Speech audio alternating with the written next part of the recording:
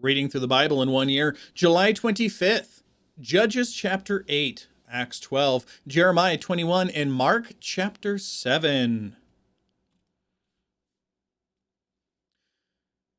The men of Ephraim said to him, this is to Gideon, "What is this thing that you have done to us, not calling us when you went to fight against Midian?" And they contended with him vigorously.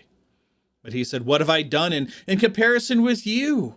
Is not the gleaning of the grapes of Ephraim better than the vintage of Abiezer? God has given the leaders of Midian, Oreb, and Zeb into your hands, and what was I able to do in comparison to you?" Then the anger toward them subsided when he said that. He was basically just placating to them. Then Gideon and the 300 men who were with him came to the Jordan and crossed over, weary yet pursuing. And he said to the men of Succoth, "Please give loaves of bread to the people who are following me, for they are weary, and I am pursuing Zebah and Zalmunna, the kings of Midian." And he went up, hold on, I lost my spot. And the leaders of Succoth said, "Are the hands of Zebah and Zalmunna already in your hands? That I should give bread to your army?" Basically saying, I don't believe you can fight against them. I don't believe you can win. Look, come back to me when you've actually already beaten them, because I think you're going to die. So Gideon said, "All right. When the Lord has given Zebah and Zalmunna into my hand, I will thrash your bodies with the thorns of the wilderness and with briars." Saying, you don't want to do this for me? Fine. It'll come back on your own head. And he went up from there to Penuel and spoke similarly to them, and the men of Penuel answered him just as the men of Succoth had answered. So he also spoke to the men of Penuel, saying, "When I return safely, I will tear down this tower." Now Zebah and Zalmunna were in Karkor, and their armies with them, about 15,000 men. Remember, Gideon's going up with 300. So these people, looking at 300 guys going up an army, yeah, I could see a little bit of concern for that. But, because remember, if they gave them something, and if the men of Gideon lost, well, then it would be their heads. They would all die. So that's their reasoning behind it. It wasn't just because they weren't trusting in God, but they also didn't trust in God. They had about 15,000 men, all who were left of the entire army of the sons of the east. For the fallen were 120,000 swordsmen. This is whom God had killed. Gideon went up by the way of those who lived in tents on the east of Nobah and Jogabah, and attacked the camp when the camp was unsuspecting. When Zebah and Zalmunna fled, he pursued them and captured the 2 kings of Midian, Zebah and Zalmunna, and routed the whole army. Again, with only 300 people. This is clearly an act of God. Everybody knew this. Then Gideon, the son of Joash, returned from the battle by the ascent of Heres. And he captured a youth from Succoth and questioned him. And the youth wrote down for him the princes of Succoth and its elders, 77 men. And he came to the men of Succoth, saying, "Behold, Zebah and Zalmunna, concerning whom you taunted me, saying, Are the hands of Zebah and Zalmunna already in your hand? That we should give bread to your men who are weary?" And he took the elders of the city and the thorns of the wilderness and briars, and disciplined the men of Succoth with them.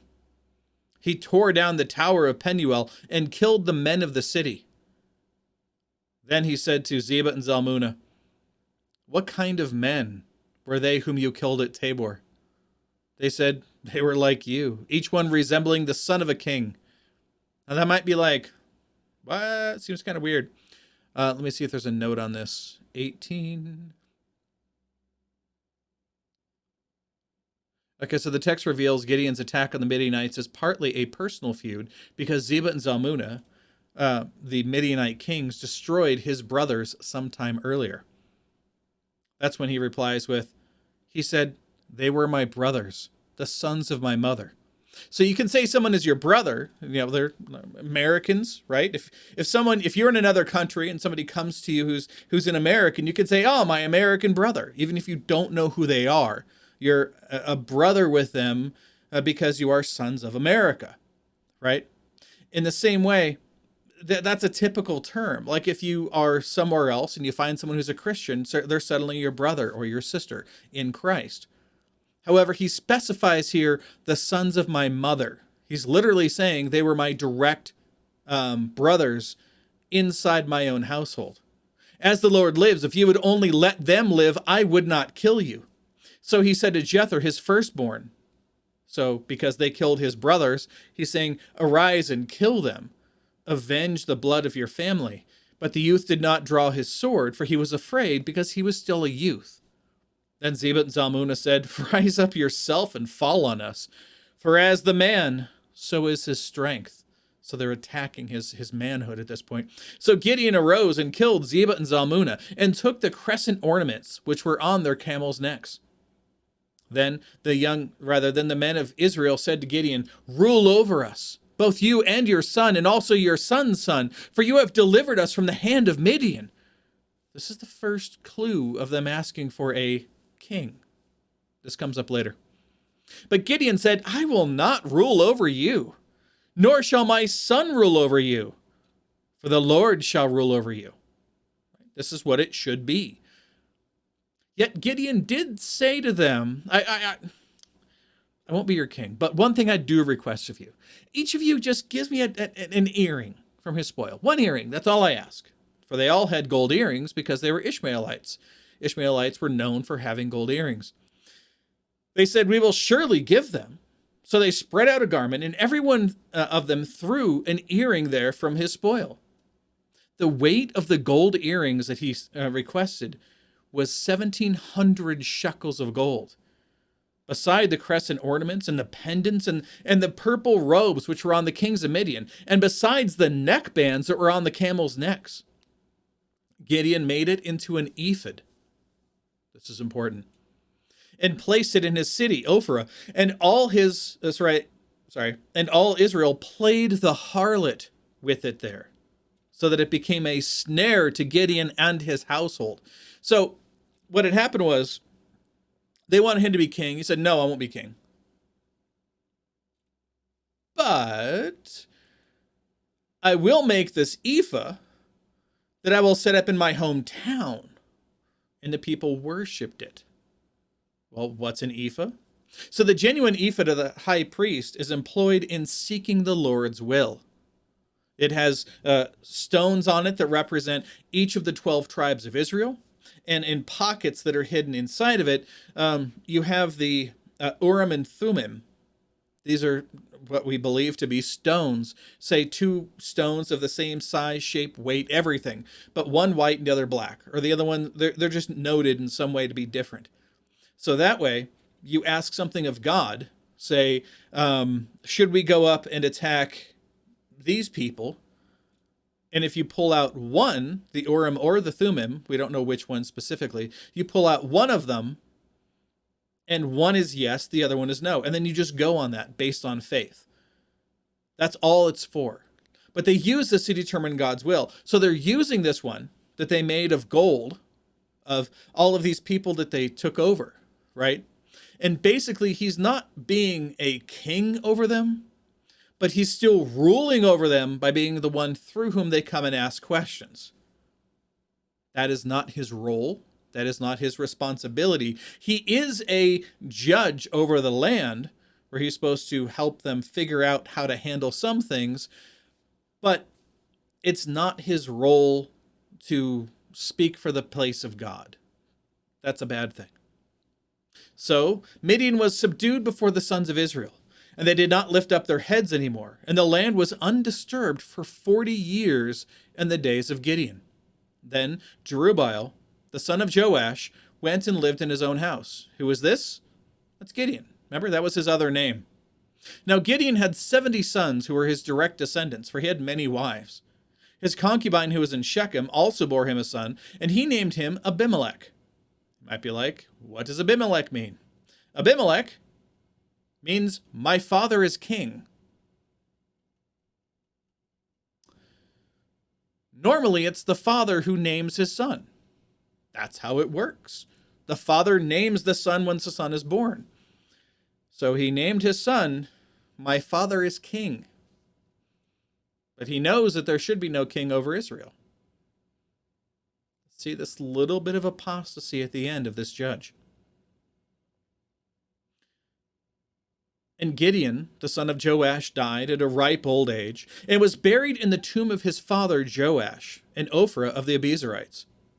Then it came about that as soon as Gideon was dead, that the sons of Israel again played the harlot with the Baals, and made Baal-berith their god. Thus the sons of Israel did not remember the Lord their God, who had delivered them from the hands of all their enemies on every side. Nor did they show kindness to the house of Jerubbaal, that is Gideon, in accord with all the good that he had done to Israel. But don't worry, his son has plans, as most sons would do when their name is, "My father is the king." It's kind of hilarious. We'll get into that tomorrow. All right, let's go on to Acts chapter 12.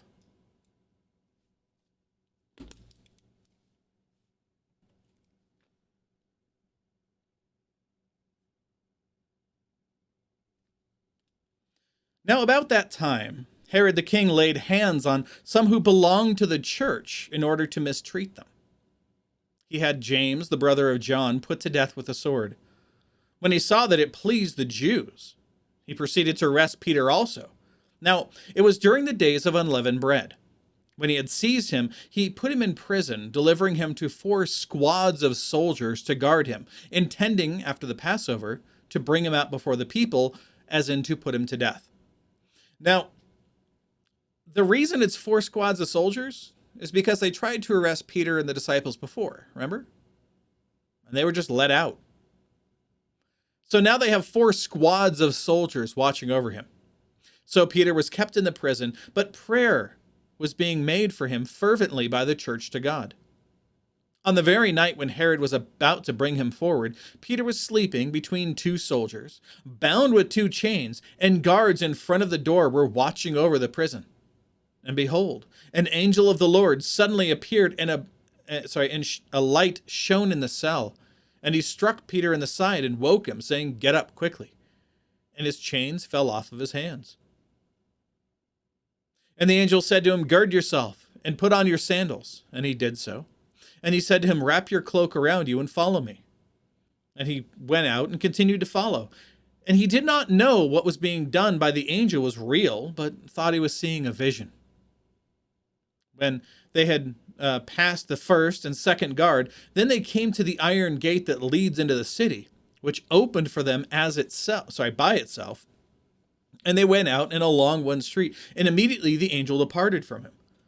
When Peter came to himself, he said, "Now I know for sure that the Lord has sent forth his angel and rescued me from the hand of Herod and from all that the Jewish people were expecting." When he realized this, he went to the house of Mary, the mother of John, who is also called Mark. So this is John Mark. This is his primary disciple whom he had, where many were gathered together and were praying. When he knocked at the door of the gate, I love this story, a servant girl named Rhoda came to answer. When she recognized Peter's voice, because of her joy, she did not open the gate, but ran in and announced that Peter was standing in front of the gate. They said to her, "You're out of your mind."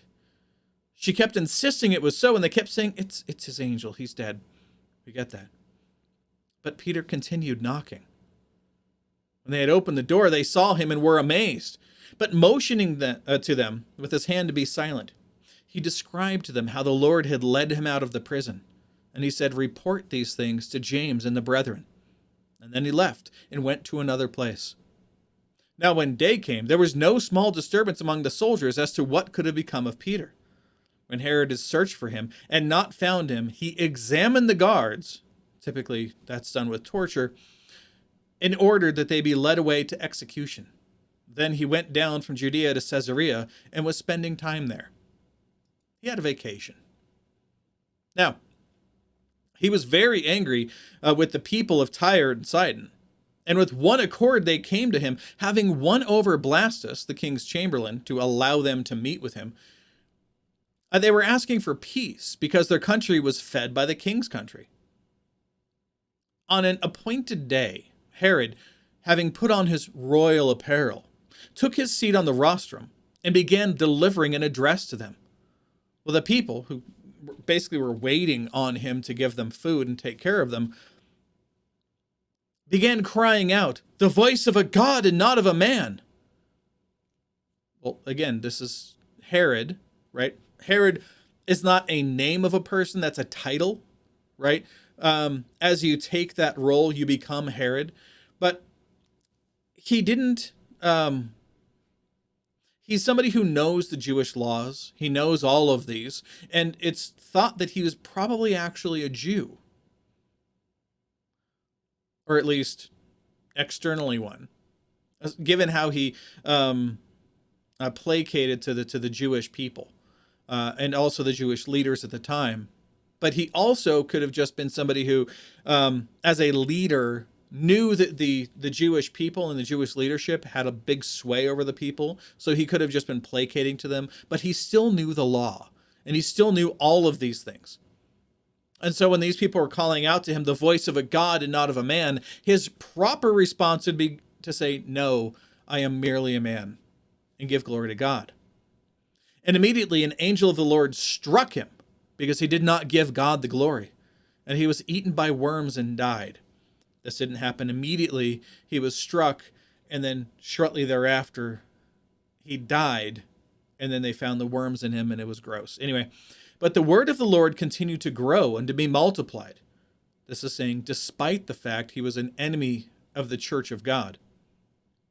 And Barnabas and Saul returned from Jerusalem when they had fulfilled their mission, taking along with them John, who was also called Mark. And now, starting tomorrow, is when we begin the Paul, also known as Saul, also known as Paul, section of the book of Acts. And let's move on to Jeremiah 21. Yep, that's all the notes. Cool.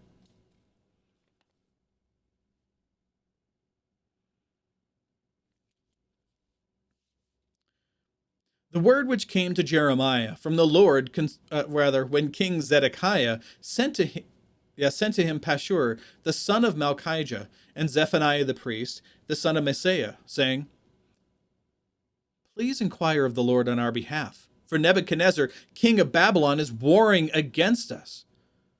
Perhaps the Lord will deal with us according to all his wonderful acts, so that the enemy will withdraw from us." Then Jeremiah said to them, "You shall say to Zedekiah as follows: Thus says the Lord, God of Israel, behold, I am about to turn back the weapons of war which are in your hands, with which you are warring against the king of Babylon and the Chaldeans who are besieging you outside the wall. And I will gather them to the center of this city. I myself, God, the Lord, the God of Israel, is at war against them with an outstretched hand and a mighty arm, even in anger and wrath and great indignation. I will also strike down the inhabitants of this city, both man and beast, and they will die of a great pestilence. Then afterward, declares the Lord, I will give over Zedekiah, king of Judah, and his servants to the people, even those who survive in this city from the pestilence, the sword, and the famine." Remember that the threefold destruction that God is bringing, the threefold judgment he's bringing against the people of Israel: the sword, the famine, and the pestilence. "Into the hands of Nebuchadnezzar, king of Babylon, and into the hand of their foes, and into the hand of those who seek their lives, and he will strike them down with the edge of the sword. He will not spare them, nor have pity, nor compassion. You shall say this to the people: Thus says the Lord, behold, I set before you the way of life and the way of death." So this is super important, because this kind of lays out how things go for the next 10 chapters. But God is giving them a choice. He's saying, look, the king of Babylon is here. The army of the Chaldeans is right outside, right? So I'm giving you an option. Choose what you will. Do what you want. Either have faith in the message through Jeremiah that things are going to get really, really, really, really, really bad, or have faith in the king and all of the prophets whom he keeps in his employ, who all say, no, everything will be fine. Don't worry about it. God is on our side. Yeah, we've had like 100 years of terrible things happening to us, and things keep getting worse. And even though our previous kings were sacrificing their children in service of these, idols, which God told us never ever to do, despite all of that, it's still going to be okay. Don't worry about it. Yet here's Jeremiah, who has not been proven wrong once, and all he says is it's going to get bad. The inhabitants of this city are going to die. Everybody who's here is going to be taken away in chains and in irons to places they do not know where they're from. And they're going to die in these places because of the rampant rebellion that people have had against God. This is what's going to happen to you. So this is where he's laying this out ahead of time. If you have faith in what Jeremiah says, if you have faith in the Lord, then you'll choose one option. But if you don't, then you will die. It's your choice. It's up to you. So that's why he says, before I set before you the way of life and the way of death. He who dwells in this city, if you continue to stay here, you will die by the sword and by famine and by pestilence. But he who goes out and falls away to the Chaldeans who are besieging you will live. Go out and ask them for mercy. They'll give it to you. They'll bring you into their cities. Yeah, you'll be as slaves in their cities, but you'll live. You'll have won your lives as a prize for war, and you will survive, you and your families who go out with you. For I have set my face against this city, against Jerusalem, his city, his Zion, for harm and not for good, declares the Lord. And it will be given into the hand of the king of Babylon, and he will burn it with fire. Then say to the household of the king of Judah, hear the word of the Lord. O house of David, thus says the Lord, administer justice every morning, and deliver the person who has been robbed from the power of his oppressor, that my wrath may not go forth like fire, and burn with none to extinguish it. Because of the evil of their deeds, behold, I am against you. Their God is their enemy. O valley dweller, O rocky plain, declares the Lord. You men who say, well, who will come down against us? Or who will enter into our habitations? I will punish you according to the results of your deeds, declares the Lord. And I will kindle a fire in its forest, that it may devour all its environs. It is going to destroy everything. So what would you choose? I know we have the freedom of choosing now and saying, well, I would have gone out with the Chaldeans. Well, yeah, we can say that now. But these are people living inside the city. They wouldn't know. They'd have no clue. And remember, all of their religious leaders had been telling them that it's okay to go and worship gods of wood and stone and metal. You can go do that. God's fine with that. Just come back on Saturday and offer a sacrifice to the God of your fathers, and everything will be fine.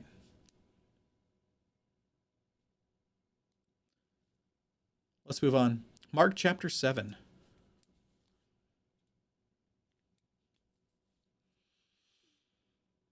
The Pharisees and some of the scribes gathered around Jesus when they had come up from Jerusalem, and had seen that some of his disciples were eating their bread with impure hands, that is, unwashed. For the Pharisees and all the Jews do not eat unless they carefully wash their hands first.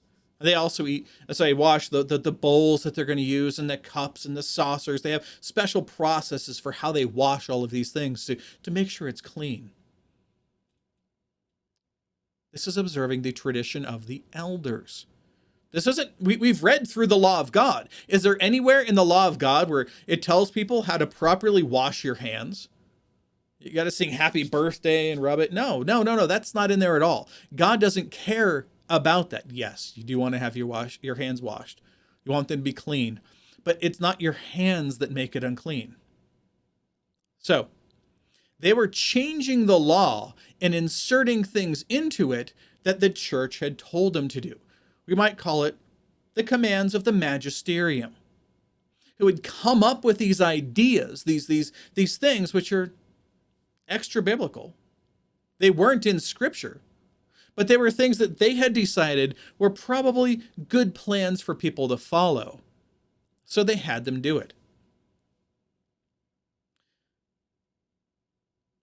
Let me carefully find my spot. Carefully wash their hands, observing the traditions of the elders. When they come up from the marketplace, they do not eat unless they cleanse themselves. And there are many other things which they have received in order to observe, such as the washing of cups and pitchers and copper pots, right? Well, the Pharisees and the scribes asked him, "Why do your disciples not walk according to the tradition of the elders, but eat their bread with impure hands?" Because they thought that it was imparting into them sinfulness, right? That it was violating the law of God because they didn't follow these traditions of the elders, these traditions within the church that aren't from God. And Jesus replied, "Rightly did Isaiah prophesy of you hypocrites. As it is written, this people's, they honor me with their lips," right? "But their heart is far away from me. But in vain do they worship me, teaching as doctrine the precepts of men." Neglecting the commandments of God, you hold to the traditions of men. He was also saying to them, "You are experts at setting aside the commandment of God." So you know the commandment of God. You've got it memorized, right? Everybody's got it. You all know this? Cool. Okay. So you know the commandments of God, and you're experts in taking them and throwing it away, right? In order to keep your tradition. It is more important for you to keep your traditions that were handed down from other people above you, while forsaking the commands of God alone. For Moses said, "Honor your father and your mother, and he who speaks evil of father or mother is to be put to death." But you say, if a man says to his father or mother, "I'm a holy man. Whatever I have that would help you is Corban, that is given to God," you no longer permit him to do anything for his father or his mother, thus invalidating the word of God by your tradition, which you have created, which you have handed down to the people. And you do many things like this. So you might be like, "What the heck is this about the whole Corban thing?" Let me help you. So honoring your father and mother, the fifth commandment, right, has this promise that goes along with it, that you may live long and prosper in the land you're going to. Not like, live long and prosper, but that you will live long in the land and that things would go well for you and your descendants with you. The point that he's making in creating this law to begin with, right? Again, this is the 10 Commandments. This is you must be this holy and perfect in order to enter into my rest if you're going to do it on your own. This is the first commandment on the second table of the law, which is how we treat other people, right?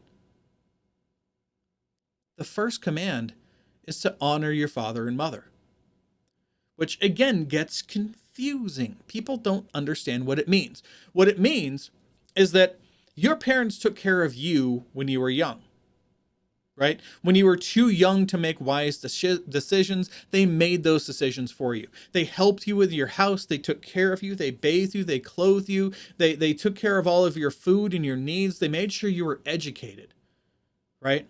They did all of these things for you, investing them in you so that when they get old and once you've grown up, you can do the same for them. You can take care of them, bring them into your house, make sure that all of their needs are taken care of. This also has a whole another side that speaks to the multi-generational household and how it honors God by having this multi-generational household. But for now, let's just focus on the fact of what they're being specifically asked to do. They're supposed to serve God by honoring him, by taking care of your elders. It's pretty simple, right? No rocket surgery to this. It's easy peasy. That's what he's saying.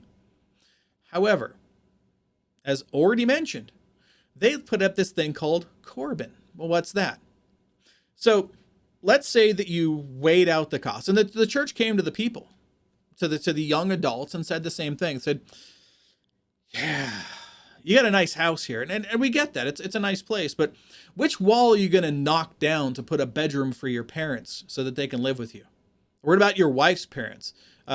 Is she an only child? Maybe you have to add another level to your house so that you can afford to have them all under the same roof. Man, that's going to be busy.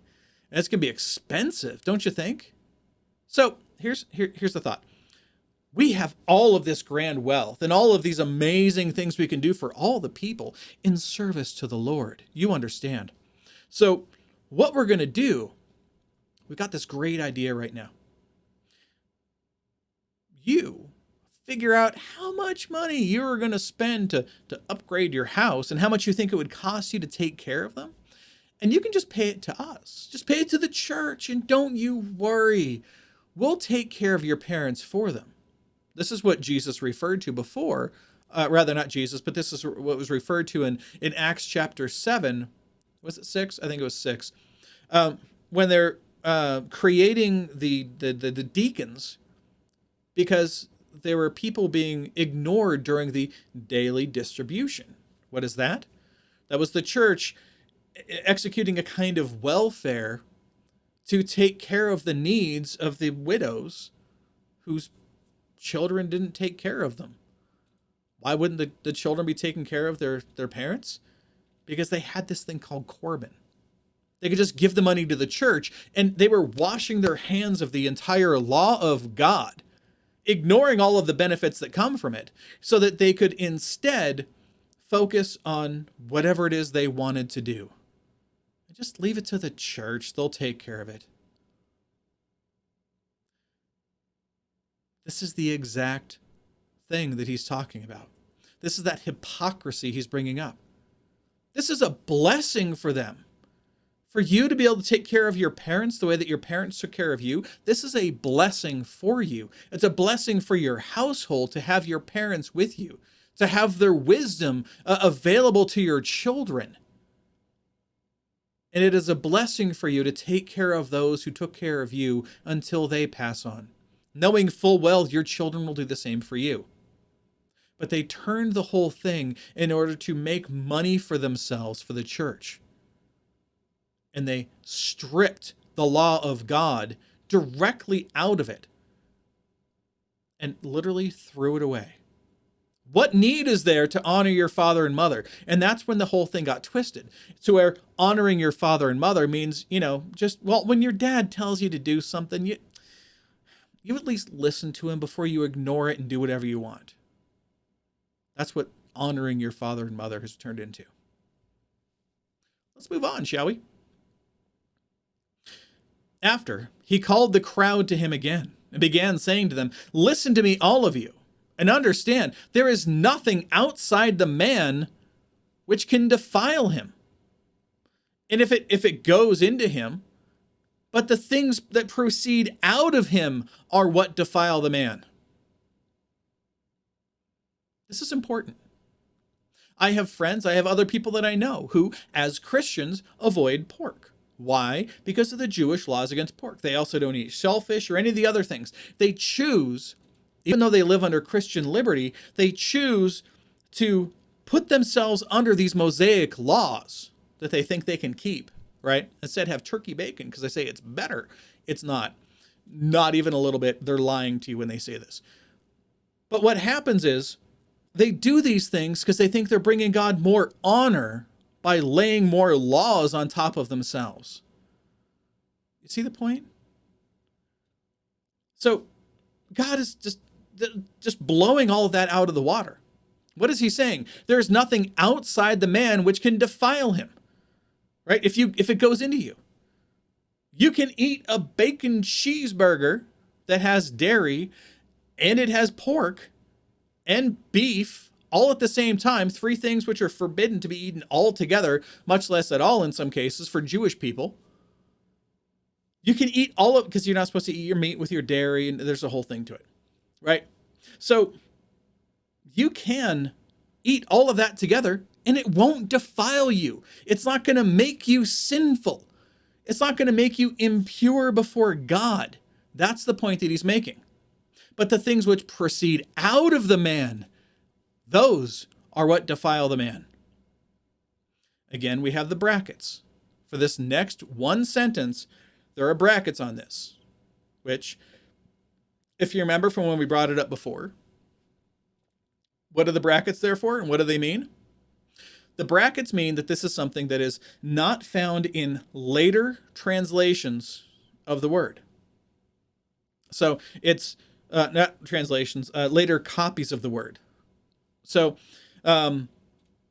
it's only something, I said that entirely backwards. They're only found in later translations. Oh, they're only found in these later copies. You have to go until 300, 400, 500 AD before you start finding this line put in the text. Now, again, it doesn't change the text. It doesn't suddenly say, well, Jesus was really a giraffe. It doesn't say any of those things. It's just probably a scribe line that was added in that got copied, or somebody wrote a note in here because they liked this section a lot. And so that got copied. So it was used in a lot of Bibles. And if you have like an older version of the NIV, perhaps, or an older version of the King James Version, you will find this line, verse 16, listed. And you'll get people who will say they're stealing the Lord's speech and they're stealing all these things away from us. And, oh, what are we going to? No, literally, lines like this don't change anything at all. We'll get to one later. If you haven't gone through this with me before, we'll get to one later. That's pretty intense. It's an entire pericope that doesn't belong where it is. We'll get there later. You'll see it. But the fact of the matter is that this section we're going through here, this one sentence doesn't change the meaning of anything. So, Jesus begins by saying, it's the things that proceed out of a person, that start inside that person, that are what defile him. That's where sin begins, is in the heart and in the mind and in the soul of that person. And they're manifested when we actually physically do things which cause sin or lead to sin, or even when they're in our thoughts, as Jesus said in Matthew chapter 5, right? Thoughts that you dwell on can be sin when it comes to lust and anger. So this next line, again, added after the fact, is just, if anyone has ears to hear, let him hear. Now, that's that entire section. We're back to the original text now. So when he had left the crowd and entered the house, his disciples asked him about the parable. He said to them, are you also lacking in understanding? Do you not understand that whatever goes out of the man, goes into the man from outside, cannot defile him? This water, doesn't matter if it's not holy water, this water will not defile me. That's how that works. Because it does not go into his heart. Now, heart here meaning your actual physical heart? No, it means your will, your person, right? The you of what makes you you, your spirit. But into his stomach and is eliminated in that way that food is eliminated. Thus he declares all foods clean. Praise be to God. You don't have to eat turkey bacon anymore. And he was saying that which proceeds out of the man, again, in thoughts, in words, and in deeds, that is what defiles you. For from within, out of the heart of men, proceed evil thoughts, fornications, thefts, murders, adulteries, deeds of coveting and wickedness, as well as deceit, sensuality, envy, slander, pride, and foolishness. All these evil things proceed from within, and those are what defile the man. It's not you washing your hands incorrectly. So Jesus got up and went away from there to the region of Tyre. When he had entered a house, he wanted no one to know of it, yet he could not escape notice.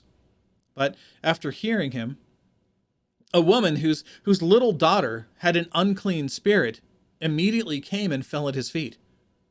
Now the woman was a Gentile of the Syrophoenician race. And now remember, Jesus was sent, and by his own words, he was sent to the Jews and not to the Gentiles, right? So his focus is only on the Jews. It's his disciples who are going to go to all of the other people and to save them, right? Or to give them the gospel of salvation. Well, this woman kept asking him to cast the demon out of her daughter. But he was saying to her, "Let the children be satisfied first, for it is not good to take the children's bread and to throw it to the dogs." But she answered and said to him, "Yes, Lord. But even the dogs under the table feed on the children's crumbs." She's literally saying, "Lord, if you have even the slightest bit of anything that you can do, I believe in you. I trust in you that you can save my daughter." And he said to her, "Because of this answer, because of the faith that you have, go. The demon has gone out of your daughter." And going back to her home, she found the child lying on the bed and the demon having left. Again, he went out from the region of Tyre and came through Sidon to the Sea of Galilee, within the region of the Decapolis. They brought him to one